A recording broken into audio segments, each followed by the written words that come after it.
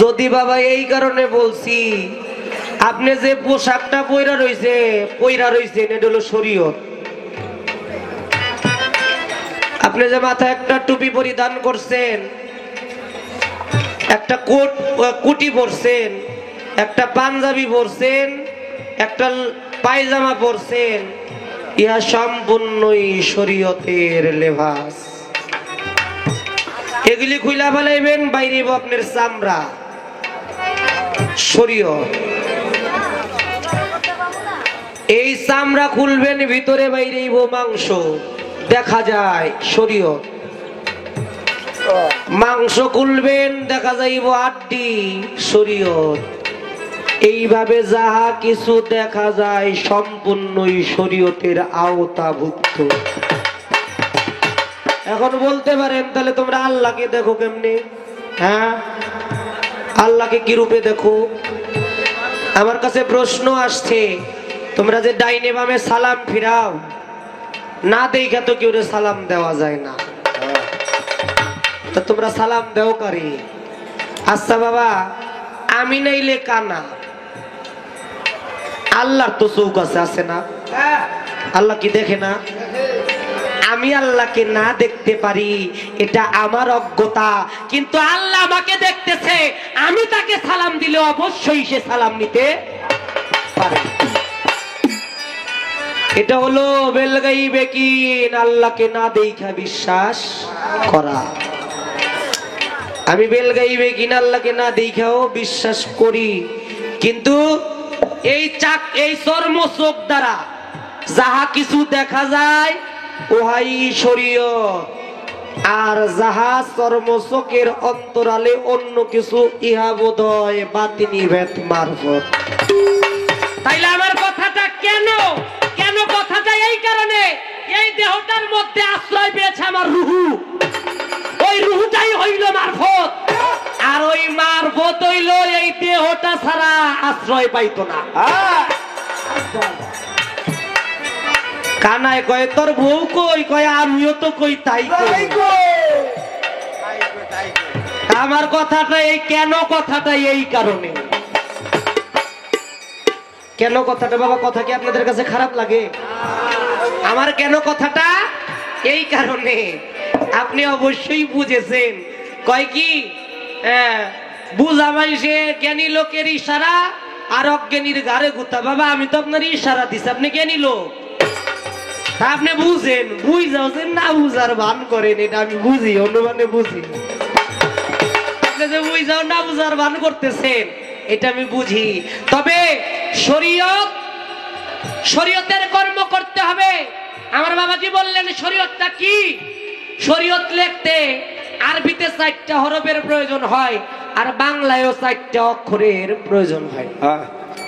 স তালিবস্য, স মানি নিজ, রয় রসিকারে রি, শরী, রয় রসিকারে রিতে বুঝায় আমার দেহের মধ্যে 6টা রিপু আছে, কাম, ক্রোধ, লোভ, মদ, মোহ, মাৎসর্য।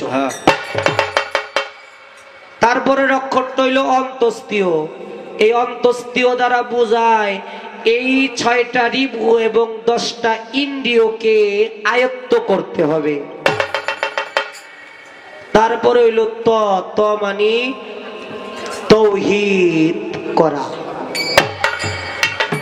এখন এই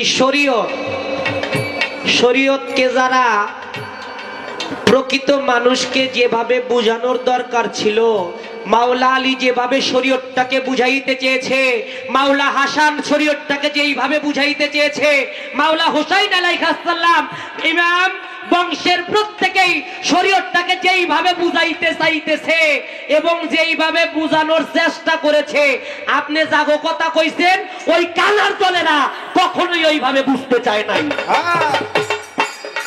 তাই বাবা ও পক্ষে কিন্তু আমি নাই।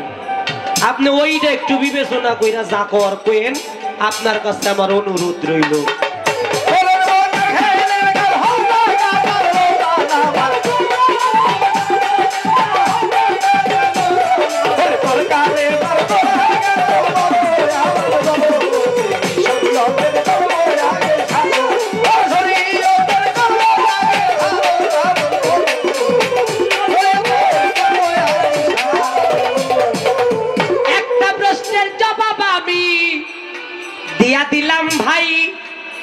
এইবার আরো একটা প্রশ্ন রইয়া যায়, আপনাদের জানাই। নামাজে দাঁড়াইলাম, নিয়াত করলাম কাবা বরাবর, নিয়াত কইরা দাঁড়াইলাম, দাঁড়াইয়া বিসমিল্লাহর সাথে আলহামদু সূরা পড়ে আর একটা সূরা অ্যাড করে রুকুতে যখন যাই, রুকুতে যাইয়া দুই পায়ের মধ্যখানে চাই, রুকুতে যাইয়া দুই পায়ের মাঝখানে তাকানের নিয়মটা কেন? জবাবটা একটু দিতে হয় না বাবা? তাই জবাবটা একটু দেই। ওরে যেই ভাবে প্রশ্ন করে দাঁড়াইয়া সরে,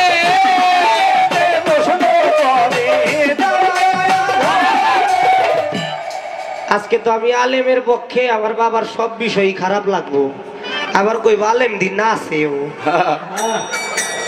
কইবার পারে, কারণ আমি তো জানি আমার বাবা যে কি কইবার পারে, ছোটবেলা থেকে শুনছি তো কইবারও পারে, তাই একটু সাবধান হয়ে যাইতেছি। এই যে নাচটা, মাওলানা জালালউদ্দিন রুমি বিশ্বের মধ্যে সর্বশ্রেষ্ঠ মাওলানা, তিনি বলেছেন ইসলামের পঞ্চবেনা তো আমার দ্বারা হয়েছেই, আমি করেছেই, কিন্তু এছাড়াও মাওলাকে সন্তুষ্ট করার জন্য আমি দুইটা বিষয় বেছে নিয়েছি। তার মধ্যে এক নম্বরে হলো গান, দুই নম্বরে হলো নৃত্য।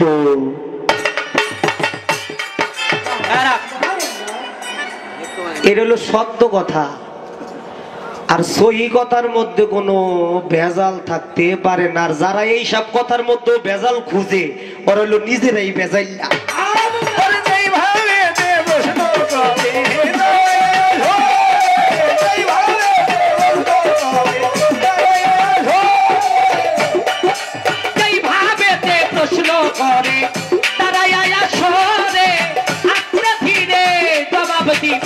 মালিক দেওয়ানে ওই কথায় আস্তে ধীরে জবাব দিব, মালিক দেওয়ানে কথা, বাকি কিছু রাখবো না, কথার বর্ণনা বাকি কিছু রাখবো না।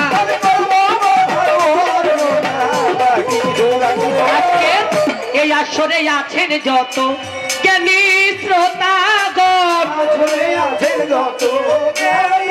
তারা বলি বাজানা আপনারা আছেন যত জ্ঞানী শ্রোতাগণ, আপনাদের সকলের চরণে মানিক দেওয়ার করিতে চাই চুম্বন, আপনাদের সকলের চরণে মানিক দেওয়ার করিতে চাই চুম্বন। আশা করি বঞ্চিত করিবেন না, আশা করবেন না, বঞ্চিত করিবেন না।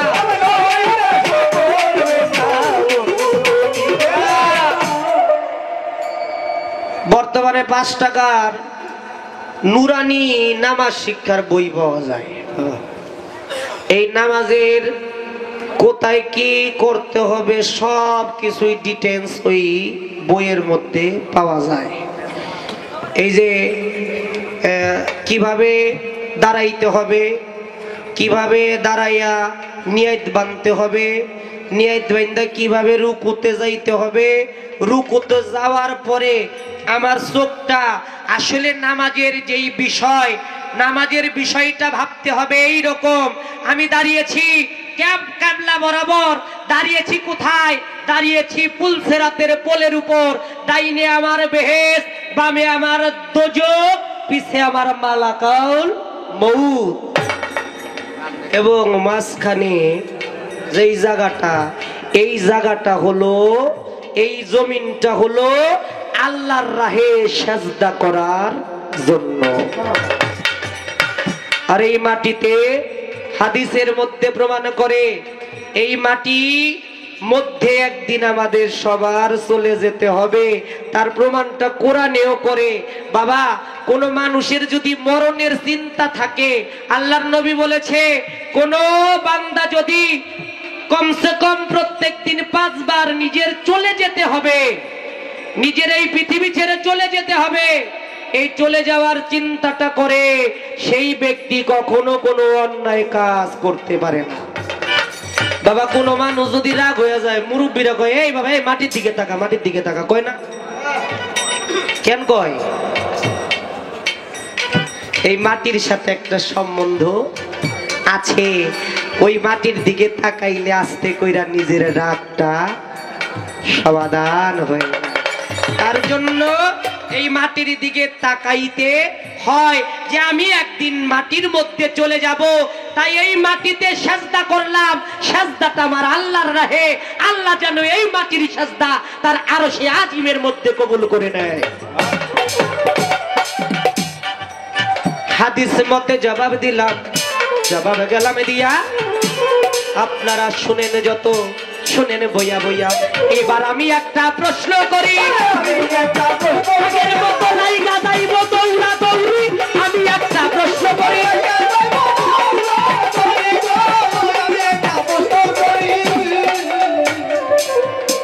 আগের মতোই দৌড়াদৌড়ি লাগবো। কারণ বর্তমানে 20 টাকা দিলে কম্পিউটারের দোকানে গেলে বাবা এমন কোনো গান নাই, এমন কোনো কথা নাই এটা মোবাইলের মধ্যে বইরা না দেয়। তা আমি আপনাদের বংশের ছেলে হয়ে একটা জিনিসই চিন্তা করি যে যেই বয়তিরা টাকার বিনিময়ে সব কথা ক্যাসেটে বেচা ফেলাইছে, তো যেই কথা বেচতে পারে নাই ওই সব কথা থেকে যেন বয়তিকে দু একটা কথাবার্তা আমি জিজ্ঞেস করি। তাই বাবা আমার মনে হয় আজকে রাত্রে আপনারা যা জিগামু এই কথাগুলো অন্তত কেউ ক্যাসেটের মধ্যে বেচতে পারে নাই। একটা প্রশ্ন করতে যাই, আমার দয়াল নবী, প্যারে নবী, আল্লাহর হাবিব, তিনি একজন মাওলা আলীকে নিয়ে, সাথে তার আরো কয়েকজন সাহাবাদেরকে নিয়ে আমার দয়াল নবী হাঁটতেছে। হাঁটতে হাঁটতে হাঁটতে দেখে দুইটা কবর দেখা আমার দয়াল নবী দাঁড়াইলেন। দাঁড়াইয়া সমগ্র ভক্তদেরকে, সাহাবাদেরকে বললেন তোমরা এইখানে দাঁড়াও। আমার দয়াল নবী একটা খেজুর বৃক্ষের কাছে চলে গেলেন। খেজুর বৃক্ষের কাছে গিয়া আমার দয়াল নবী নিজে একটা খেজুর বৃক্ষ থেকে একটা ডাল ভাঙলেন। ডালটা ভাঙা আমার দয়াল নবী ওই দুই কবরের মাঝে দিলেন। দাগ দেওয়ার সাথে সাথে সাহাবারা তাকায়া দেখে আরশের মধ্যে শূন্য অবস্থায়, ভাসমান অবস্থায় পবিত্র কোরআনের 3টা আয়াত দেখা যায়। আর 3টা আয়াত আমার দয়াল নবীর কাছে মাওলা আলী এসে জিজ্ঞাসা করলেন, অন্য কেউ সাহস পাইলেন না। মাওলা আলী এসে জিজ্ঞাসা করার পরে আমার দয়াল নবী বলে, তুমি উপযুক্ত পাত্র হিসেবে আমাকে জিজ্ঞেস করেছো, আর আমি উপযুক্ত পাত্রর কাছেই জবাব দিতে চাই। ইহা সম্পূর্ণই মারফতের গোপন ভেদের রহস্য। আপনার কাছে একটু জানতে চাই, মাওলা আলীকে আমার দয়াল নবী বললেন ইহা সম্পূর্ণই মারফতের গোপন ভেদের রহস্য। আপনার কাছে একটু জানতে চাই, ওই 3টা আয়াত দাগ দিলেন দয়াল নবী মাটির মধ্যে, দুই পাশে 2টা কবর। কাদের কবর? যেই বৃক্ষ, যেই লাঠিটা দ্বারা আমার দয়াল নবী দাগ দিলেন, ওই লাঠিটা একজনের কবরের মাথার সামনে গাইরা দিল। গাইরা দিয়ে আমার দয়াল নবী এখানেও একটা মারফতের গোপন ভেদ বুঝাইলেন। আপনার কাছে একটু জানতে চাই, মাটিতে দাগ দিলেন, আয়াত উঠলো আসমানে। কি 3টা আয়াত? পবিত্র কোরআনের কোন সূরার কত নাম্বার আয়াত? এই একটা প্রশ্ন। এই আয়াত দ্বারা মারফতের কি গোপন বিষয় বুঝাইছে? শরীয়তের করবো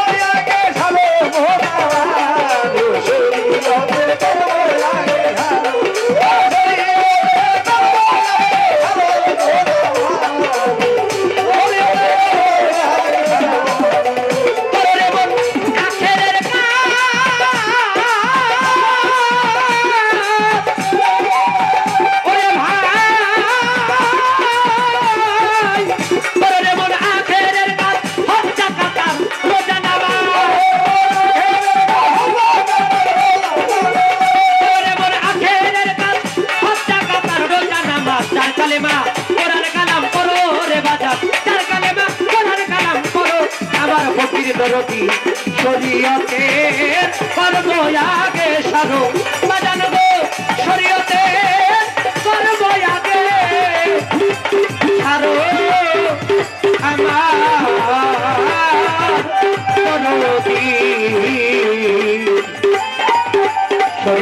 মায়ের গর্বে ও আগে ছাড়ো ওই আমি করি না করিতেও পারি না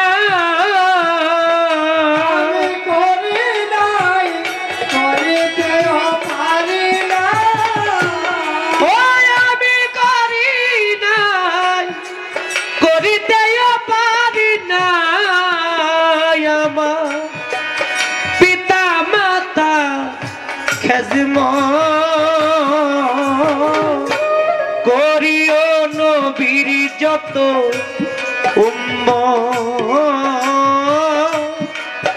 করিও নবীর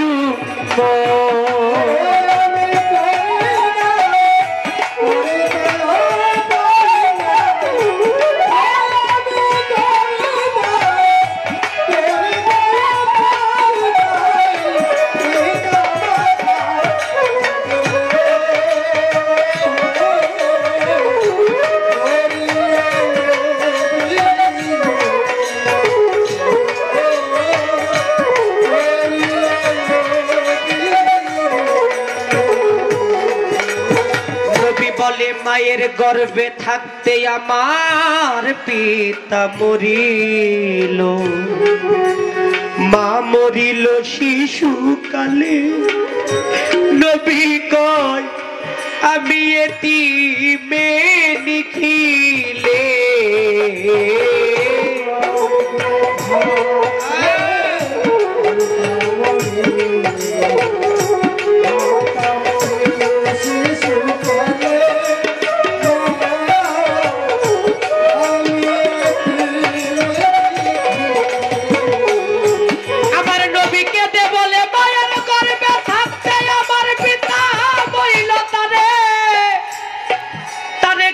পাইলাম না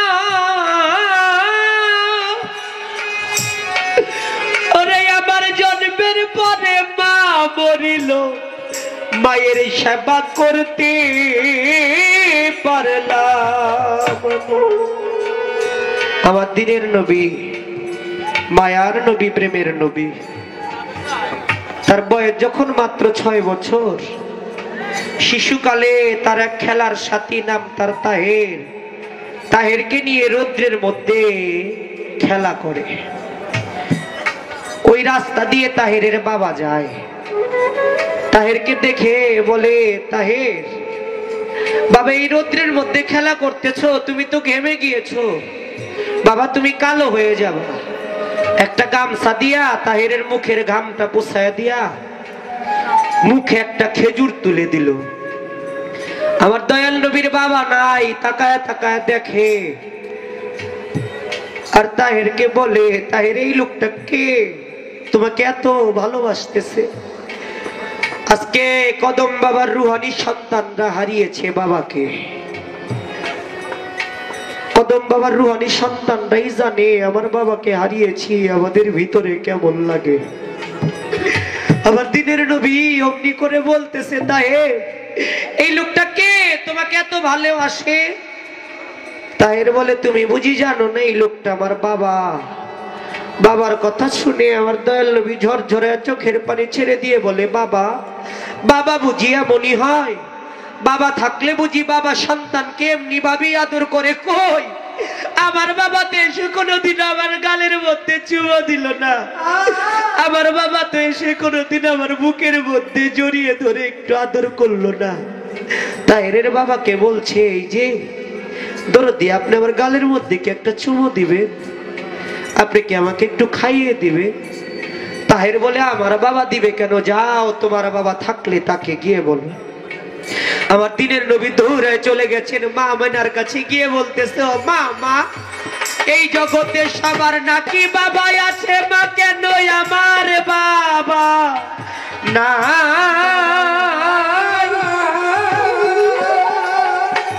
ও মা আমার বাবা কোথায় আছে দাও না আমি আমার বাবার কাছে চলে যাব, যাইয়া বাবার আদর ভালোবাসা পাবো, বাবার কাছে চলে যাব, ভালোবাসা পাবো, বাবার কাছে চলে যাব। মা আমেনা বলতেছে, মোহাম্মদ রে, আজকে 6টা বছর হলো তোকে বুকের মধ্যে পেয়ে তোর বাবাকে হারানোর কথা ভুলেই গিয়েছিলাম। বাবা, কথা কি খারাপ লাগে আপনাদের কাছে? আমার দিনের নবী বলে, মা গো, তুমি আমাকে বাবার কাছে নিয়ে চলো। আমার মা আমেনা বলে, তুই তোর বাবার কাছে যাবি। শাম শহরে বাণিজ্য করতে গিয়ে পিতা আব্দুল্লাহ সেখানে ইন্তেকাল করেছিল। শিশু মোহাম্মদকে নিয়ে সাথে এক দাসী, আইমান দাসী, আব্দুল্লাহ রওজার পাশে গিয়ে দেখা দিয়ে বলে, মোহাম্মদ রে, ওইখানে তোর বাবা শুয়ে আছে, তুই ডাক, তুই ডাকলে তোর বাবা তোর ডাক শুনে চলেও আসতে পারে। আবার দিনের নবী বাবা বাবা বলে ডাকে আর বলে, ও বাবা, বাবার আদর কেমন, বাবার ভালোবাসা কেমন আমি কোনোদিনও পাই নাই, শুধু একটু সময়ের জন্য এসে আমাকে একটু আদর করে যাও না বাবা। আমার দয়াল নবী আব্দুল্লাহ রওজার পাশে গড়াগড়ি করে কাঁদে। আমার নবীর কান্না দেখে আল্লাহর ফেরেশতারা কেঁদে কেঁদে বলে, ও মাওলা, যাকে সৃষ্টি না করলে তুমি কিছুই সৃষ্টি করতে না। ও মাওলা, সেই মোহাম্মদ তার বাবার জন্য কাঁদে। ও মাওলা, তুমি তো সবকিছুই করতে পারো, সর্বশক্তিমান, তুমি তো চাইলে মোহাম্মদের বাবাকে কবরের থেকে উঠায়ও দিতে পারো। আমার আল্লাহ বলেন, না রে ফেরেশতা, আজকে সন্তান হয়ে মোহাম্মদ তার বাবার জন্য কাঁদে। আজকে যদি সন্তানের কান্না দেখে কবর থেকে বাবারে উঠায় দেয়, এমনি করে কিয়ামত পর্যন্ত যদি কোনো সন্তান তার বাবাকে হারিয়ে কাঁদে, আমি আল্লাহর ওই দিন ওই সন্তানকেও তার বাবাকে ফিরিয়ে দিতে হবে রে। তাই একবার যে নিয়ম করেছি, একবার যদি কেউ চলে যায়, সে আর কোনো কিছুর বিনিময়ে ওই পৃথিবী নামক জায়গায় ফিরে যায় না। অনেকক্ষণ কান্নাকাটি করে আমার দয়াল নবী বাবাকে না পেয়ে মাকে নিয়ে যখন আবুয়া নামক মোকামের মধ্যে পড়লো, আল্লাহ ডেকে ডেকে আজরাইলকে বলতেছে, আজরাইল, তুমি এই মুহূর্তে গিয়া মা আমেনার জানটাও কবজ করে নিয়ে আসো। আরে সন্তান তার বাবার ব্যথায় কাঁদে, ওই মুহূর্তে যদি কোনো সন্তানের মাও তাকে ছেড়ে চলে যায়, আমার দিনের নবী তাকায় দেখে মা আমেনা কেমন করে যেন মাটির মধ্যে শুয়ে পড়লেন। আমার নবী মাকে ডাকে, ও মা, সন্ধ্যা হয়ে যাচ্ছে, মা বাড়ি যাবা না? মা আমেনা কোনো কথা বলে না। আমার দয়াল নবী মা আমেনার শরীর ধরে ঝাঁকি দেয়, ও মা, তুমি কি আমার সাথে রাগ করছো, মা বাড়ি যাবা না? আমার দিনের নবী কোনো মায়ের সারা শব্দ পায় না।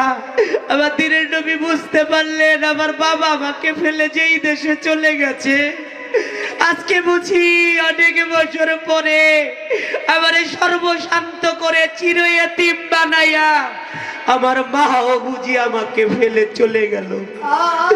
এখন আমি কার কাছে যাব, কোথায় গেলে প্রাণ জুড়াবো, কাকে আমি মা মা বলে ডাকবো? আমার দিনের নবী কাঁদে আর বলে, ওরে আমি জন্মে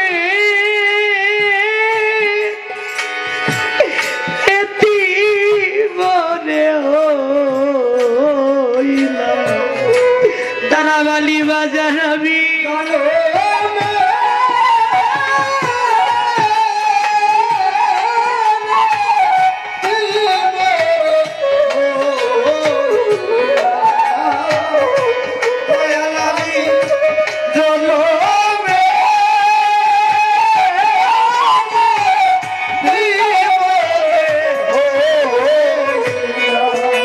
আমার এই জগতে যারা হারাইছে সেই তো বুঝে রে, হারানোর কি জ্বালা রে, তোর আমি জন্মে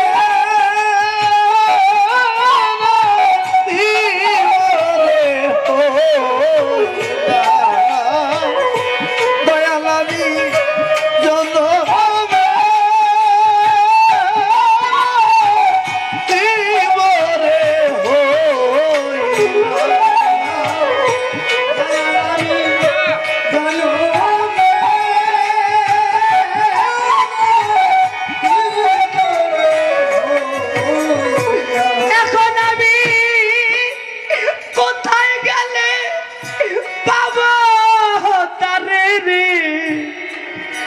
সবাইকে বলিয়া দিবে রে আমি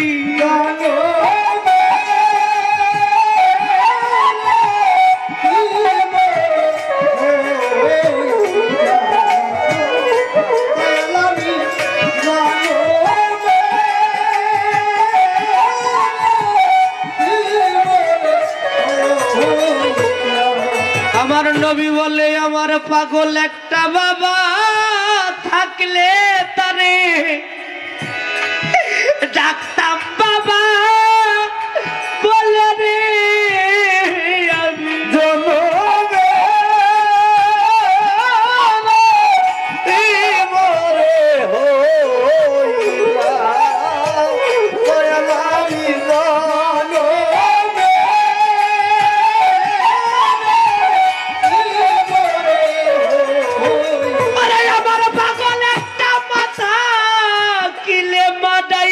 প্রাণ জুড়াইতাম সব সাদে রে আমি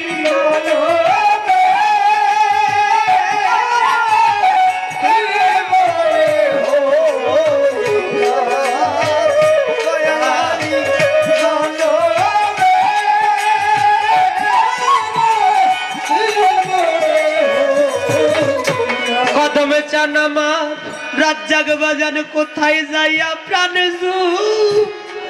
রাবো গো বাজান আমার কে বলিয়া দিবে রে আমি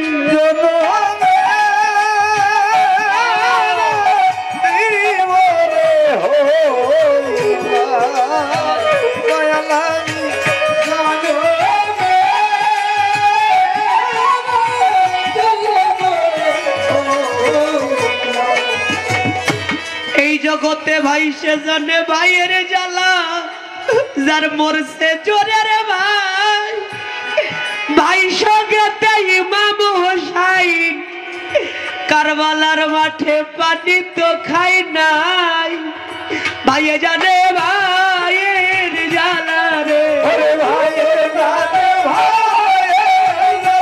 এই জগতে ভাই সঙ্গে কার হৃদয় কালা রে ভাইয়ে জানে ভাইয়ের জ্বালা রে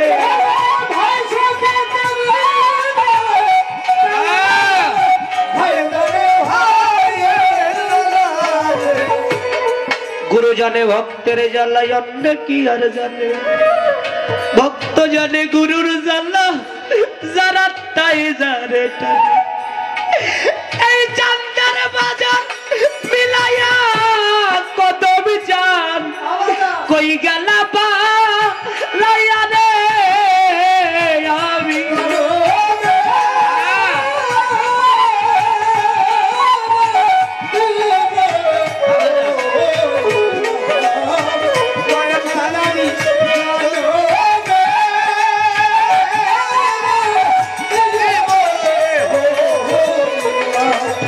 মায়ের গর্ভে থাকতে আমার পিতা মরিল মা মরিল শিশুকালে নবী কয় আমি এতিমে নিখিলে ওই আমার পিতাকে জনম দুঃখী মাতাকে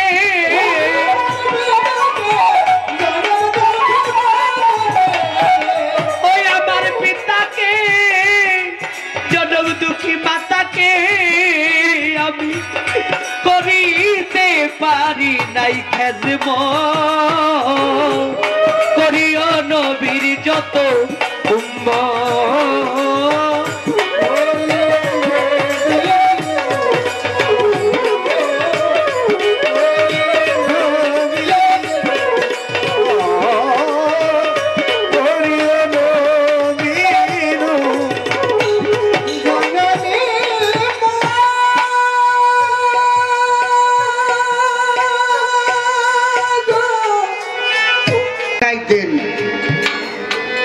আগে যেভাবে চলতেন এখন আর তা নাই এটা আমিও কই আগের অবস্থা এখন নাই তবে মানিক দেওয়ান একটা কথা বলে রাখো আমি 4 আনা কেজি দুধ 3 কেজি দুধ এবং 50 পয়সা কেজি চাল দেখেছি। আবার আজকে 50 টাকা কেজি চাইলো দেখতেছি। তোমাকে ডিজিটাল আমি লাগুর পাইছি। আমার ভাগ্যে 4 কেজি সময় ছিল, ডিজিটাল পাইলাম। তুমি শুধু ডিজিটাল পাইলে, কিন্তু সেই 4 কেজি চাল পাও নাই। এই জায়গা অনেক ব্যবধান। আমি তো মনে করতেছি তোর মেয়ে হইলে তার সাথে 2-4 বেলা কাম, তার সাথে 2-4 বেলা গামু। এই বয়সে এখনো যেভাবে কণ্ঠ দিয়ে গান গাই, বাইসে থাকো দোয়া করি এই ইয়ার চার বেশি বয়সে যেন গাইতে পারো। গেল সে কথা। আমারে একটা দৃষ্টান্ত দিয়ে বড় লজ্জা দিছে। ওই যে আমি পাগলের কথা কইছিলাম, এই জন্যে জামাইও গাঁজা খায়, শ্বশুরও গাঁজা খায়। আস্তে আমি তো বলছিলাম তুমি শরীয়ত দিয়ে আমার পক্ষের গান গাইছাও, এই জন্য বলছিলাম। তুমি বললে কেন? তুমি বললে কেন? বিষয়টা আমি তো মারফত দিয়ে তোমার শরীয়তের পক্ষের গান গাইনি। তুমি আমার এই কথা কেন বললে? যাক বলো। আমি এখন বিষয়টা হলো কি, তুমি যেভাবে বলছো, আমি যদি বলতে যাই তাহলে তো খারাপ হয়ে যায়।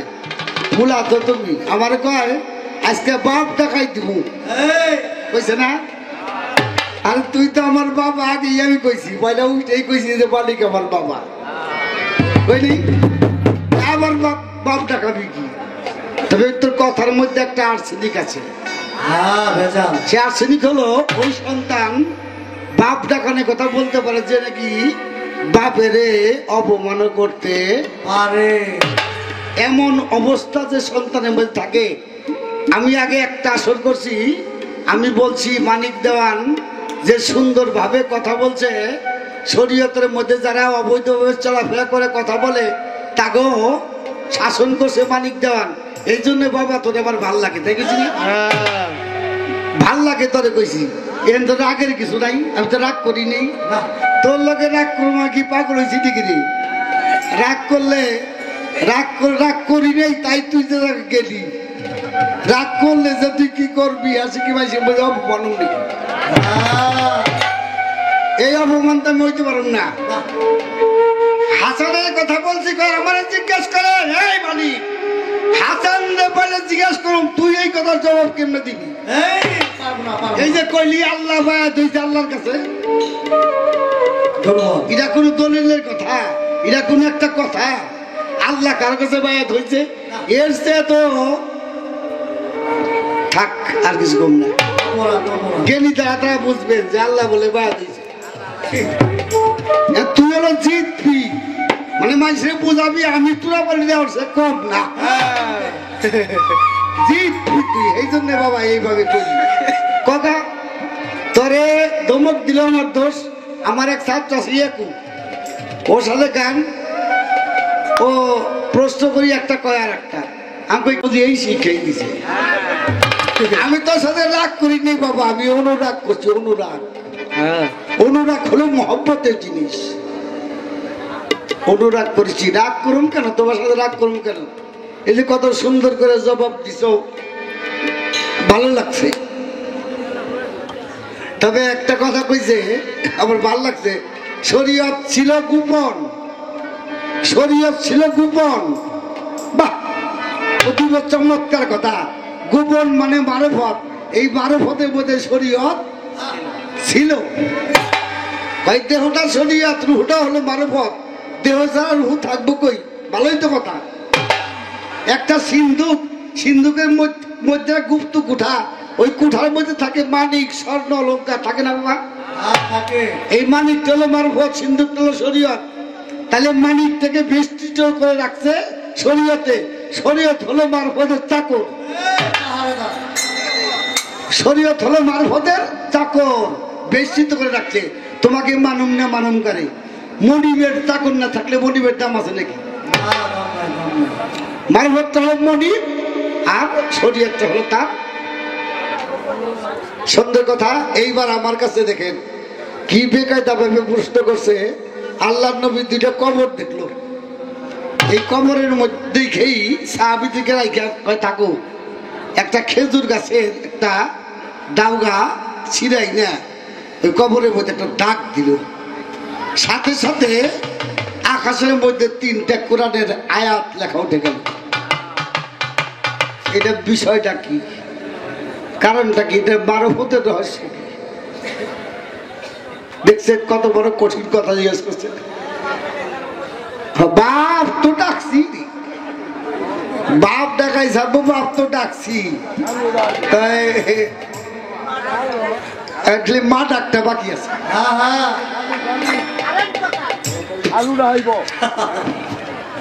কারণ যখন মানিক হইছে তখনই ডাকছি, ওরে আমার আব্বারে, ওরে আমার বাবারে, ডাকিনি তখন তো ডাকছি। তো তোর কথাই যেভাবে ধমক পাইলাম তাতে যদি কি ভাগ্য আছে। গেলি কই তুই, তুই কাছে না, তোর কথায় মজা হয় নাকি? দেখলে ভালো লাগে। হ্যাঁ এই সে না মজা লাগবে কথা। আমি কার কাছে কমো কাজী, তবে কি করবো রে বাবা, কইতে ইচ্ছা করে আবার মায়াও লাগে। হ্যাঁ কইবার কন, আচ্ছা কই একটা গান গাইলে না, কই গেই ভালাই ব্যাপার হয়েছে কি মানি, ওই তো ওর মতো এক মৌলবী, তাই বিয়ে করাইছে বুকা টাইপের মগা মগা বাপ। তাই শ্বশুর বাড়ি যাইয়ে শালা সুমন্দির শালাটা থাকলে, শালি থাকলে একটা ঠাট্টা বাস্তিং করে না, কোনো কথাবার্তা কিচ্ছু কয় না, বৈশা থাকে গেল। তখন 2 দিন থাইকে গেছে বাড়ি, তো এই বিয়ের লোকের দেখা এই মেয়ের বাবার কই বিয়ে আপনার পুলা কি হলো মকা মকা না, শ্বশুর বাড়ি জামাই আসবো, শালা শালির সাথে একটা ঠাট্টা বাস্তি কি আনন্দ করবো, কোনো কথাই কয় না। কিরে ভাবে কয় বলা রে, কিরে চলির মধ্যে শ্বশুর বাড়ি যাস, যাই একটা বলে কথাবার্তা করস না, ঠাট্টা বাস্তি কি করস না, কি মন রে বেশায় কয় তাই নাকি বাবা, আসছে বাবা। তা শ্বশুর বাড়ি গেছে, যাই যে শ্বশুরে এই খের পালা দিয়েছে, আব্বা সালাম আলাইকুম, ওয়ালাইকুম সালাম, কয় আব্বা ঠাট্টা করবে এলাম, কয় যাও বাড়ির ভিতরে যাও। বাড়ির ভিতরে যায় দেখে শাশুড়ি শালারে কোলে নিয়ে দুধ খাওয়াইতেছে, কয় আম্মা আসসালামু আলাইকুম, কয় ওয়ালাইকুম সালাম, কয় আম্মা আপনার কোলে কে, কয় তোমার শালা, কয় আমার কোলে দেন না, দিছে কয় ওরে আমার শালার ঘরে শালারে, ও আমার চোখ বানানি পোলারে, ওরে আমার শালার ঘরে শালারে, ওরে আমার চোখ বানানি পোলারে। শাশুড়ি কয় বাবা হয়েছে ঠাট্টা করলাম না। তো গেছে বাজারে, হাটে যায় একটা কাপড় কিনছে ওর স্ত্রীর জন্য, ওই বাড়িটা খালি কাছে কইছে এই কাপড়টা তোমার আফারে দিও, তো কাপড়টা নিয়ে আফারে দিছে। তা আগে কিন্তু ওই মুরব্বীরা নতুন কাপড় আগে মুরব্বীরা বলে, তো ওই কাপড় করছে কি শাশুড়িতে পড়ছে, ওইটা 2 ধারা দিবে লাগছে। আর মগাই দেখে যে ওই কাপড় পরা তো ওই যে আস্তে আস্তে আস্তে পিছন দিয়ে যাইয়ে মাথার মধ্যে থাপড় দেখা, ও বালদারে মারাইছে বল, পিছন দিয়ে থাপড় দেয়, এই কথা কয়। তো ঘুরে শাশুড়ি তাকাইছে, দেখে যে হায় হায় খাইছে, বউ তো না তো শাশুড়ি, মগাইকে করলামটা খেলার শাশুড়ির মাজায় থাপড় দিয়ে গেলাম বাল্লা বাল্লি। তাই আবার গেছে শাশুড়ি কাপড় খুইলে মেয়ার দিছে, তো তোর এই কাপড় বইলে আমি আমার মাজায় থাপড় দেখে মাল্লা বাল্লি তোর জামাই। ওই বউ আবার ওই কাপড় বিদ্যা মরিচ বাড়তেছে, মগাই চিন্তা করি হাই হারি আম্মার সাথে বেয়াদবি করলাম, মাপ চাই গে। তো চাই হ্যাঁ পাওটা থাপাতে আম্মা মানে বাপ করে দি টাকাই দিয়েছে ডিজেল বউ, হায় হায় এটা করলাম ডিজেল বউ। এরকম লাগাইছ, এরকম করো কে তোমার বাপ বেড়া গা এমন কে, হ্যাঁ দিবা পাটারে গান দুটি বানাইলি বেড়া, আমরা কাজে খাই কোনোদিনও লাগা খাই। হ্যাঁ আচ্ছা এবার একটা গান গাই, আসলে আসর তো সময় হলো কম, অনেক রাতে গান আরম্ভ করছে মানিক যে আসর নিজে, আর আমি তো মনে করছি আসর আর পাবা নিয়ে নে, তাও একটু পাইলাম। ওরে পাবি রে ও, মূল্য দিদি পাবি রে ও, মূল্য দিদি বর্তমানে, ওরে পাবি বর্তমানে সহজ মানুষ ভোজে দেখ না রে দিব্য জ্ঞানে।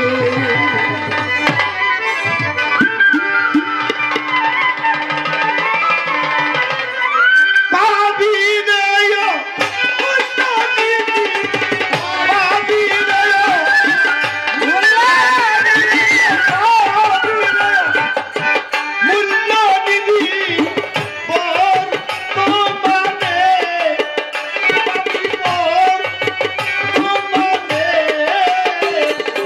পাবি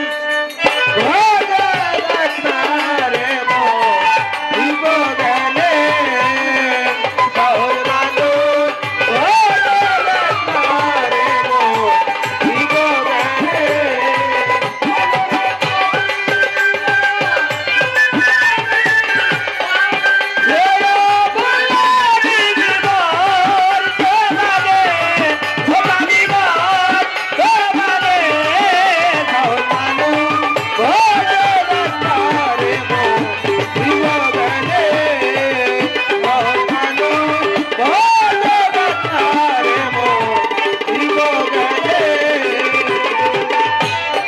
আগে ভজ মানুষের চরণ দুটি,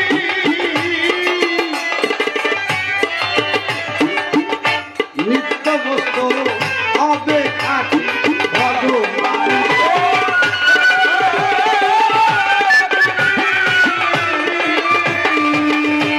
আমারে নিত্য বস্তু হবে খাটি মরলে দেহ হবে খাটি, মরলে দেহ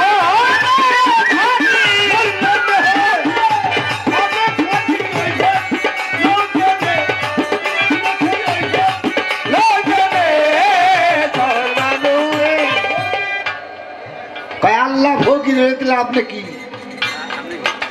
আরে বুকারে, আল্লাহ ফকির হইলে আপনি কি? যে মুর্শিদ সেই তো রাসূল, ইহাতে নেই কোনো ভুল, খুদাও সে হয়। এ কথা লালন কয় না, আল্লাহর কোরআনে কয় সূরা ফাতিহার 10 নম্বর আয়াত, ইল্লাল্লাহ জিনা ইউনাকা উবাদিলে ভাই কয় দিন, হে আমার হাবিব, আপনার হাতের মধ্যে যারা হাত দিল তারা আমি আল্লাহ আমার হাতের মধ্যে হাত দিয়ে বায়াত করব। আল্লাহ নবী বলেছেন পীরের হাত তো রাসূলের হাত, রাসূলের হাত তো আল্লাহর হাত, অল ফকির ফিকিয়াম ফকির বিদ্দি, আমি ফকিরের ভেদ, ফকির আমার ভেদ, আল্লাহ হলো সবচেয়ে সর্বশ্রেষ্ঠ ফকির। বাবা বলি ভাই, আর মুর্শিদ রূপে যারা আসলো তারাই ফকির, অর্থাৎ আল্লাহ মুর্শিদকে বলা হয় সানি আল্লাহ, সানি আল্লাহ, সানি আল্লাহ, ওয়াহিদ আল্লাহ, আহাদ আল্লাহ, সানি আল্লাহ, ওলি আল মুর্শিদে খুদা। বাহ বাহ বাহ বাহ বলে। কাজেই আমি জানি না মানিক রে, এই যে মুর্শিদ ধরছো তাহলে কি ভাবো? সে তোমার কে? তারে ভাবো কি? আল্লাহর নবীর কথা বললে মেরাজ থেকে আসছে, আল্লাহর নবী মেরাজ থেকে এসে উসমান করে কয় হুজুর আল্লাহকে কেমন দেখলেন? হুজুর কয় উসমান গনি তুমি সৃষ্টি জগতের দিকে লক্ষ্য করো। হযরত ওমর কয় আল্লাহকে কেমন দেখলেন? কয় তুমি তোমার জ্ঞান মার্গে লক্ষ্য করো। আবু বকর সিদ্দিক বলে হুজুর আল্লাহকে কেমন দেখলেন? কয় আবু বকর সিদ্দিক তুমি মানার ভয় করো। মৌলা আলী, মৌলা আলী বলে হুজুর আপনাকে ছোট্ট ছোট্ট আপনাকে কয় আমি হলো তোমার চাচাতো ভাই। ওই জানি জানি আপনাকে। বলে আলী আমি আব্দুল্লাহর ছেলে, মা আমিনার ছেলে মোহাম্মদ। বলে ইয়া রাসূলুল্লাহ আমি জানি আপনাকে। আলী আমি ফাতেমার বাবা। বলে ইয়া রাসূলুল্লাহ আমি তাও জানি, বলেন আপনাকে। বলে আলী আমি ইমাম হাসান হোসেনের নানা। বলে হুজুর আমি তাও জানি, বলেন আপনাকে। বলে আলী আমি তোমার শ্বশুর। বলে আমি তাও জানি, বলেন আপনাকে। বলে আলী আমি হলো আল্লাহর নবী, আল্লাহর নবী। মাওলা আলী বলে ইয়া রাসূলুল্লাহ আমি তাও জানি, বলেন আপনাকে। আর হুজুরের চোখ বেয়ে বেয়ে টপ টপ করে পানি ঝরছে। আর মৌলালিকে লক্ষ্য করে বলে আলী মানজালে ফাঁকা দেল হক, মানজালে ফাঁকা দেল হক, মানজালে ফাঁকা দেল হক। আলী তুমি আমাকে দেখো, আমাকে দেখলে আল্লাহ দেখার বাকি থাকবে। আমাকে দেখো, আমাকে দেখলে আল্লাহ দেখার বাকি থাকবে না। ফকির হলো একত্ববাদ, ফকিরের কোনো দ্বিতীয় নাই। তুই যদি আমাদের ফকির ভাবস, ভাইবা থাকস, ওইটাই এইটা। বাবা এই যে কদম বাবার দরবারে মানুষ ভক্তি দিয়ে পড়তেছে না? আচ্ছা ভক্তি আল্লাহকে, আল্লাহকে ছাড়া কাউকে দেওয়া যায়? হ্যাঁ, তাহলে উনি কি? উনি হলো ওলিয়ে আল্লাহ, ওলিয়ে আল্লাহ, আল্লাহ ওলা। হ্যাঁ, উনি সিফাত দেহ কাইতে জাতের সাথে মিশে আল্লাহ জাত হয়ে গেছে। তাই তো ওখানে ভক্তি দিলে মুক্তি পাওয়া যায়। আমারে কস আগে গাইছেন এইগুলি, এখন নাই, উপায় নাই রে। মানি তো গো ডিজিটাল যে কি করতেছে, হ্যাঁ আর কি কমু। এখন কিছু গায়ক বাড়িছে তোর মতো, ওগো উস্তাদ হলে মোবাইল, ওগো নাম হয়েছে আমি মোবাইল গায়ক। আহা গান শিখছি, গায়ক হইতে পারি নাই, কিন্তু গুরুর খেদমত করতে করতে পাশে পাশে ঘুরতে ঘুরতে জীবন যাহা হুকুম করছে তাহা পালন করেছি, কত খেদমত করেছি। তারপর একটু গান গাই, গানের মাধ্যমে গুরুকে চিন্তা করি। আর আজকালকার পুরাপাত মোবাইলকে, মোবাইলতে গান শিখে পালা গান লইয়া আমাকে মতো বয়তে বয়তে হুম্বা গল্প করে।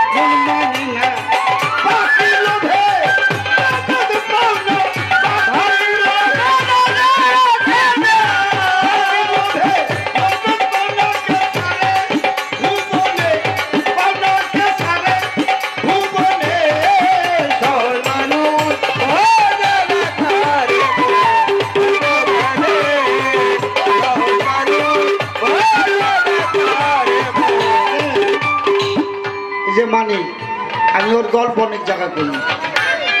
আজকাল কল্পনা পাঠে গান শিখেছি, যদি একটা কল করি আমার কাছে পরে কি মিস কল দেয়, মিস কল দিলে ব্যাক করি তাই কথা কয়, কিন্তু ব্যাক না করলে কথা বলে না।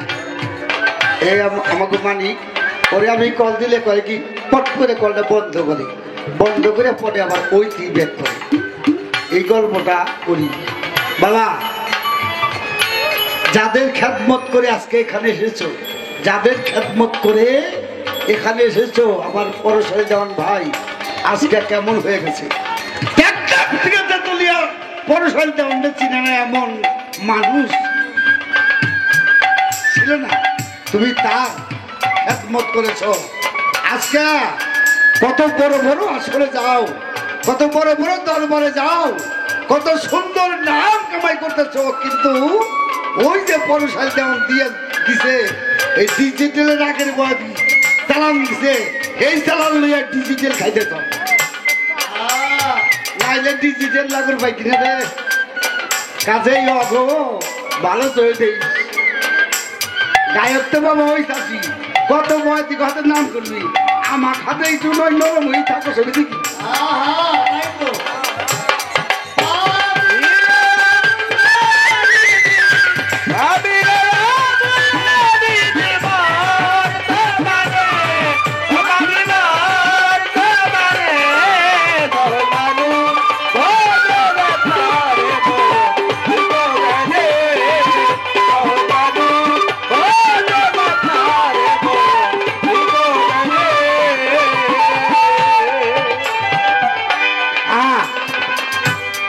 এক সদাগর বাবা বাণিজ্য করতে যাবে, মার কাছে কয় ও মা তোমার জন্য কি আনুম? মা বলে বাজান তুই আমার বুকের মালিক, ভালো ভালো আমার বুকে ফিরে আসবি, আমার জন্য কিছু আনতে হবে না। স্ত্রীর কাছে কাছে তোমার জন্য কি আনুম? কয় 3 বড়ি স্বর্ণ একটা হান ব্যাগ, একটা ময়না পাখি পালতো। কয় ময়না তোর জন্য কি আনুম রে? ময়না কয় সদাগর আমার জন্য কিছু আনতে হবে না, রাস্তায় আমার জাতি ভাইদের সাথে দেখা হইলে আমার সালামটা পৌঁছাই দিও।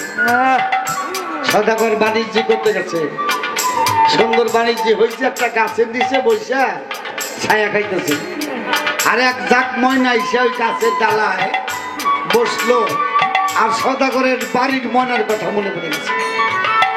সদাগর কয় এই ময়নার ঝাঁক, আমার বাসায় আমার খাঁচার মধ্যে একটা ময়না পাখি আছে, আমার ময়না পাখি তোদেরকে সালাম দিয়েছে। এই কথা বলার সাথে সাথে ওই গাছের মধ্যে যতগুলি ময়না ছিল মাটির মধ্যে টক টক টক টক করে পড়ে সবগুলি ময়না মারা গেল। সদাগর কই বুঝলাম না সালামের বিষয়, আমার ময়নার সালাম দিলাম ওরা মারা গেল কেন?